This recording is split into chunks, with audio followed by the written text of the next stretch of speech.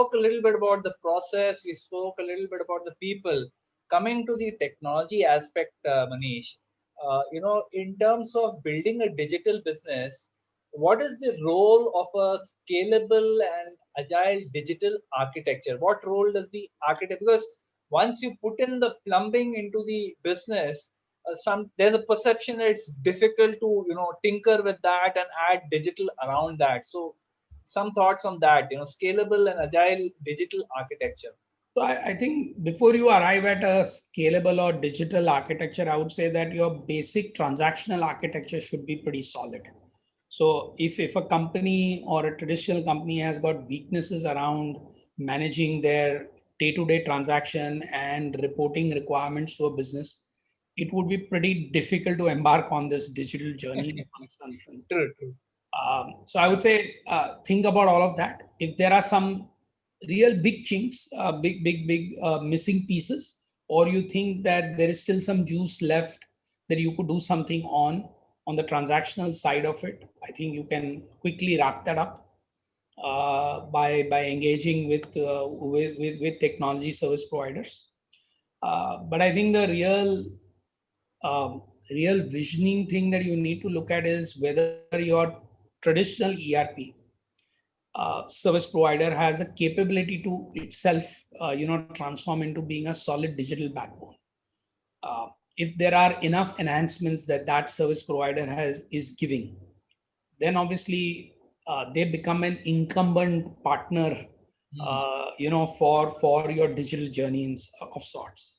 On the other hand, if that partner is not as nimble or agile or as digital ready as you would like them to be, then the architecture that you have to think of is a little bit different in that sense of the word, because then you have to create a new layer, so to speak, in between that would allow your digital processes or processes that you have inherently made more digital to work with the reporting and transactional infrastructure that you've already put into place. A rip and replace probably is not what I would advise technology leaders to do, because you will just spend a lot of energy, time, and money in just doing a rip and replace. So there could be, I would assume, two sort of architectures. And the third one could be that you might just choose, even if your traditional transaction process vendor or vendors are capable and digital ready, or at least they proclaim that they are, you may find in many cases that it is better to put that layer in, because that may allow you newer, maybe quicker means to adopt, partners who are more maybe agile or more nimble in certain cases, and sometimes even bigger experts than your traditional, partners of some sort. So in some cases, you may have a hybrid, which is sort of the third model. That for some parts of my organization, which are traditional, let's say manufacturing, I might have done a lot of work, and so I keep and sort of enhance my transaction platform to being digital ready out there. But let's say maybe on the customer facing side, I might tend to adopt or partner with newer partners that build it.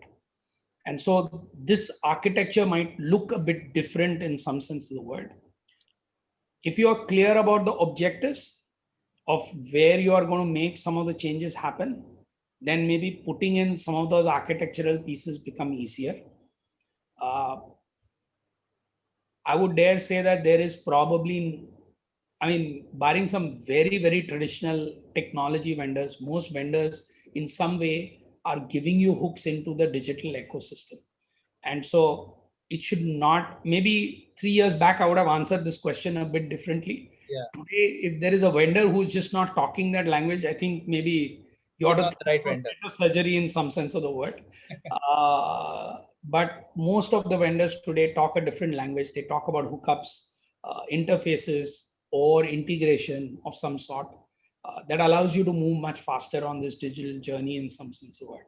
But I think what you really got to think of is not the architecture, but who do you partner? Something I learned throughout my 2 decades plus as CIO. I think you ought to invest in other companies or other partners who are going to be sort of going on the journey. So not only do you need to pick your leadership, but you also need to pick your partners, whether they are going to be a traditional vendors who are going to change, or whether, I mean, especially on the technology side, you need to pick these partners well. You got to have innate faith in their capability to produce newer solutions for the digital age, because you do not want to invest deeply with a new partner who you do not think is going to go on this transformation journey, because then it's a pretty hard journey that you're going to find. And maybe those are partners that you best leave out, or sort of move on from. I'll give you an example. Let's say if we wanted to create a new design solution which allows you to envision your house very Yeah. differently. Yeah. All of us have used traditional design tools that worked on desktop systems. Now if you got a vendor who's completely only married to that world, it's going to be pretty hard for you to build a scalable platform of anywhere, anytime access to your solutions, Correct. which both your customers, partners, and employees will need. So if that is not the case, you're going to go have to find a new vendor who is going to be on a cloud ready kind of strategy, and obviously is willing to hook up to all the artifacts that you created in the traditional world. So you're Correct. not going to be able to overnight dump all the sort of artifacts that you created for that in the older world. You would want to reuse them in the digital world, so to speak, in some sense of the word. So I think there will be some changes, but the idea and strategy that most people would adopt is keep the core, make it more digital ready, and in areas where you find that your vendors are not accelerating fast enough, figure out somebody who can give you that edge, but you are put in middleware sort of technology out there that allows you to leverage your core and connect with the fast-paced digital world in some sense. So a little bit of hub and spoke, a little bit of building from the core and going out to the exterior. Uh, I think the one mistake that you should not make is get tied down by your existing vendors. Great. Great. Manish, these are very good inputs. I'll, kind of zero down on one issue that we are facing today, a very topical issue that, Sure. even in these digital businesses or businesses that are going digital, a lot of employees today are working from home, right? So, in such a situation where people are working from home, what can the leadership do? What can digital leaders do? What can people do to ensure that the productivity of these people, their effectiveness is not, not impacted by working from home? What can companies do to keep their people productive? What policies? What could they do? What are the global practices over here? Any Uh, ideas? so I wouldn't say global best practice, because I think here I would say these are not best practices or next practices. It's just adapting. I think there Sure. were businesses before this pandemic came who had maybe tested some stress scenarios, Yeah. and I think, and they had tested their processes. Most of them would have tested disaster recovery. I want to operate from home, this is what will happen, what if my central office is down, etc., etc. And I think those businesses that had put some of the plumbing to help them do those basics, they were maybe slightly mentally better prepared, that the infrastructure and machinery Yeah. was available in some sense of the word. And a lot of large businesses had invested very significantly in this over the last at least 3 to 5 years, if not longer than that. Yeah. So most large businesses were better off. I think it was the mid-size and a slightly smaller side traditional businesses that were deeply impacted. Very, very few of them had enabled their backend to be robust enough to be accessed from home, etc., etc. And so they really struggled. So, and then there were the digital native startup businesses who were born sort of almost working from home. In fact, Yeah. most of them used to have part of their employees work from home, part working from office, and rapidly moving offices or tearing down stuff and building it back up. And I think for the answer for each of these cultures is a bit different Sure. in some sense of the word. I think the most difficult one was this middle block. They neither have the depth of management and neither do have the depth of infrastructure to deal with this crisis. Yeah. And as most have identified in this world, they struggled. And maybe some of them even will not survive the pandemic in the form in which they were before the pandemic Yeah. out there. But the better ones of that, the leadership quickly figured out that, look, um, my if it was a physical product that they made, in most cases it was, they had to figure out how do you get people safely to the plant. And so many of them use actually very traditional mechanisms. Some of these guys hired like, housing very close to the manufacturing plants and transported the workmen back and forth out there. In fact, they were very good at that because they are entrepreneurial, single person takes the decision. He understands the cost structure of the company and he said, look, paying for this additional cost is better than keeping my factory shut in some sense. So as soon as the lockdown sort of opened up, they figured this out very quickly and they put in that. Next, they said, look, I may not be able to come to the city where my manufacturing plant is. Let me go figure out who is going to be the leader in this place and empower that person to actually do all the things necessary to make sure the manufacturing plant runs. And they put that in place. On the flip side, they reached out to the sales organization and tried and said, look, how can we change and devise means to be able to connect with our customers? Many of these businesses were not B2C businesses. Many of them were B2B businesses of some sort. And a lot of their customers were much larger than them. And they were capable of actually doing business over the phone, over Zoom, etc. And video calls, video chat, WhatsApp.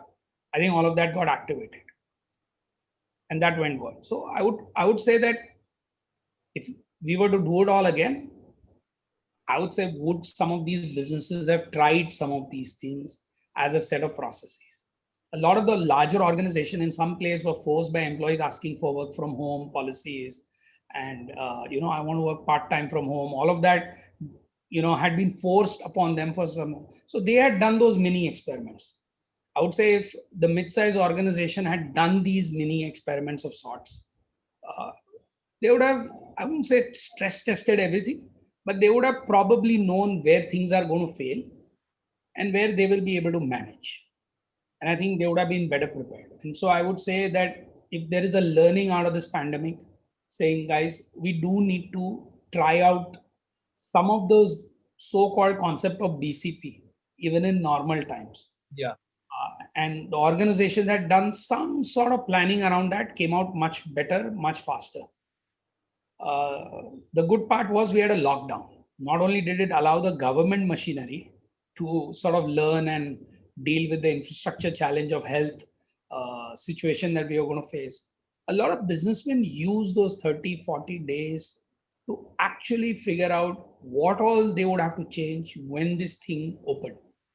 Because I think after the first 30 days, most people realized very early that, look, this is not going to go away easily.